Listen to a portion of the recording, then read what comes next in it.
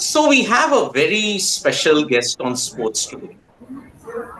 He's good in everything what he does, be it chess, be it broadcasting, be it social media. He's always a sensation. I am privileged today to be joined by Anish Giri. And Anish, thank you so much time. Thank you so much for taking time out. Thank you very much. Thank you for your kind introduction.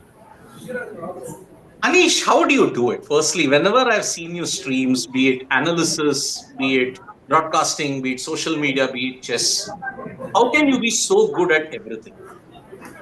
Well, it seems like you are a fan, and not everybody is a fan. We have a lot of great personalities in chess, a lot of great players, a lot of entertaining people as well. I'm one of them, just one of them. I love chess, and I love competing.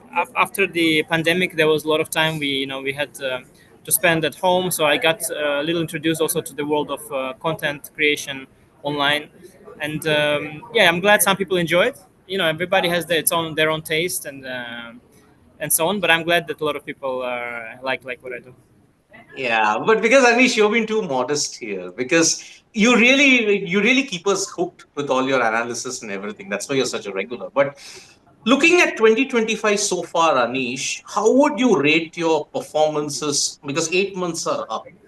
You did all right in Vaikanzi, but then apart from that, you did win the Sharjah Masters as well. How would you rate your 2025 season so far, heading into this last 4 months, which are very clutch? Yeah, exactly. I mean, my last 2 years before this, I mean, I won by Kanze 2023, and after that, I didn't have good results for a while. Um, I was not heading into this year trying to regain form for the last 4 months, as you mentioned, and I think it's been really really good.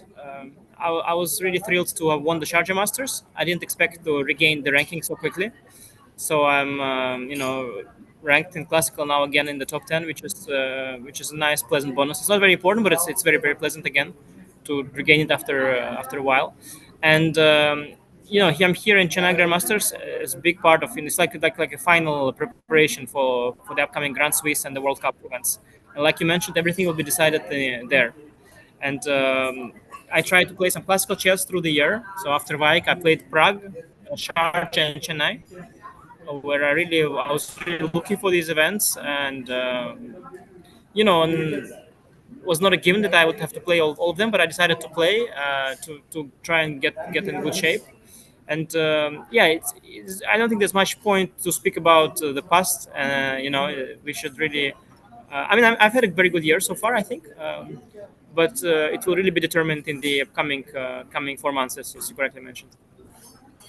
Anish, it was a major surprise that when you couldn't make it to the candidates of 2024. I mean, we are all thinking "Okay, Anish is one of the stronger players. I mean, what didn't work for you in 2024 that you missed out on the candidates in that sense?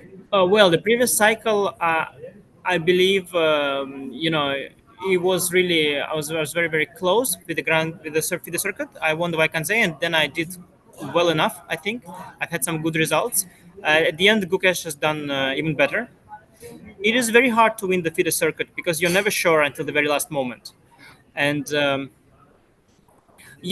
let's say had Gukesh not won some game and drew it somewhere, and we would speak about how great I played that qualifier circuit, right? So it is relative. It is not just dependent on myself.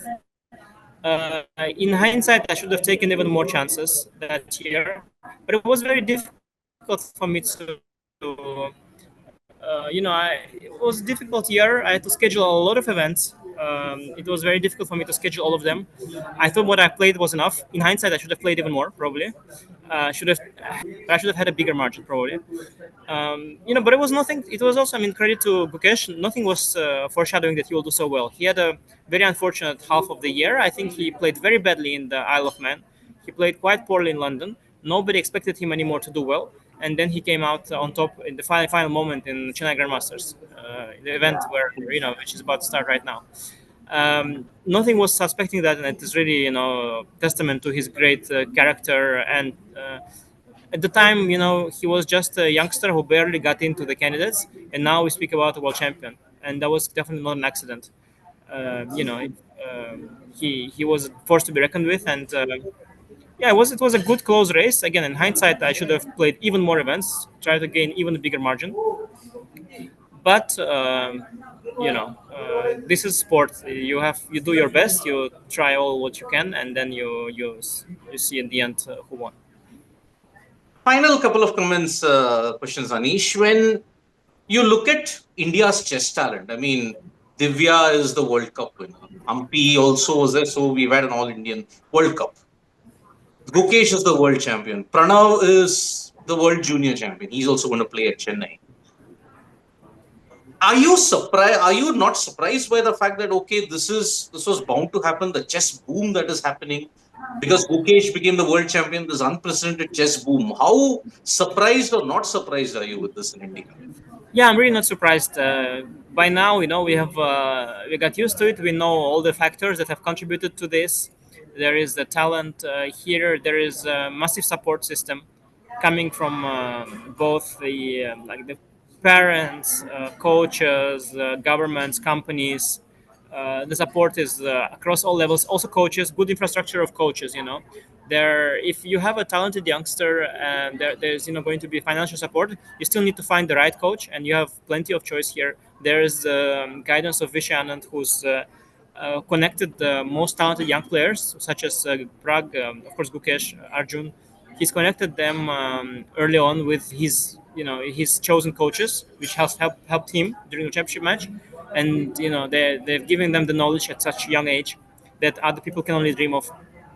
Previously, you had many people that would say, I only learned how to work on chess when I was 35 years old, or I only learned this and that, but they learned it when they were I don't know, 13. Yeah, so this is quite tremendous, and the support is obviously encouraging chess. When you see it's being so respected, it is also culturally very respected here. Yeah, it's maybe the boom wasn't always there, but it was always admired. Vishay Anand was admired for decades.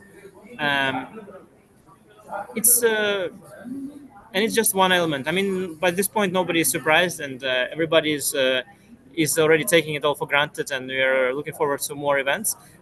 There are though also other big hubs of chess. They're always possible to have individual talents from countries which like Norway, which have Magnus Carlsen. Yeah, it came out of almost nowhere. We also have other countries that are trying to do similar things like they do in India with this huge support, like Uzbekistan and Kazakhstan as well. Yep. And many in China also chess is still very strong. The semi-final of the Women World Cup had two Chinese players. They both lost, but they could have also not lost. It's not a given. So yeah, chess world is exciting as ever, and India is a major player. Uh, India is sort of dominating, but at the same time, it's never easy, and the challenges are coming. Okay, so the final question that I would like to ask you, Anish, you spoke about Magnus, but then how distracting is this? I mean, it's a very touchy topic that I'm going to ask in this because FIDE versus freestyle. How distracting was that battle? And as chess players, do you want to look too much into it or you just focus on the board at this point? Yeah, I'm personally, I never took freestyle very seriously. I see it more as like a fun exhibition events where players have opportunity to quickly make a lot of income. I don't I don't see it being taken seriously by many. Of course, Magnus he has huge influence on people, and it's a project of his that he has to push forward, of course.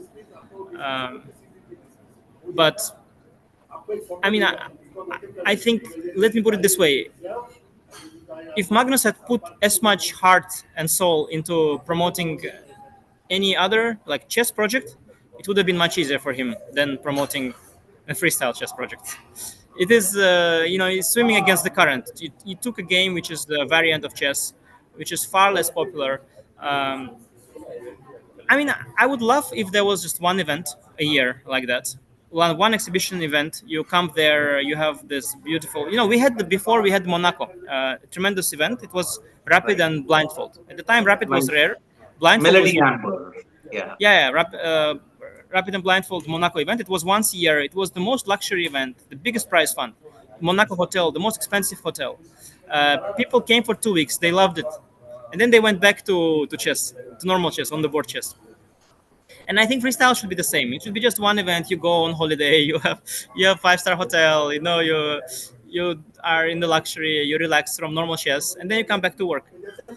But now with freestyle trying to take so much space in the calendar, trying to establish the whole, I think it's a little bit too much. It's like it becomes a nuisance. There's no space in the calendar for normal chess events, and of course Carlsen. I mean, he can promote anything. Any whatever he wants to promote, and he's one of the great. Obviously the biggest influence in chess right now, the greatest player. Since Garry Kasparov, if not ever. So whatever project he has, he's able to generate huge attention and huge funding. But personally, I think it's grown a little bit out of hand, and I hope it will find its place in the chess world, a respected place. Indeed, indeed. Thank you so much, Anish, for your insights. That's why having a different perspective is always the best thing that we can ever get. So thank you so much for all Thank you. your insights, Anish, and all the best for Chennai, for the Grand Swiss, as well as for the World Cup. Hope to see you in the Candidates 2026 cycle. Thank you. Thank you. Thank you, Anish. And so there we have it. Anish Giri joining us on Sports Today. Do like, share, and subscribe to Sports Today.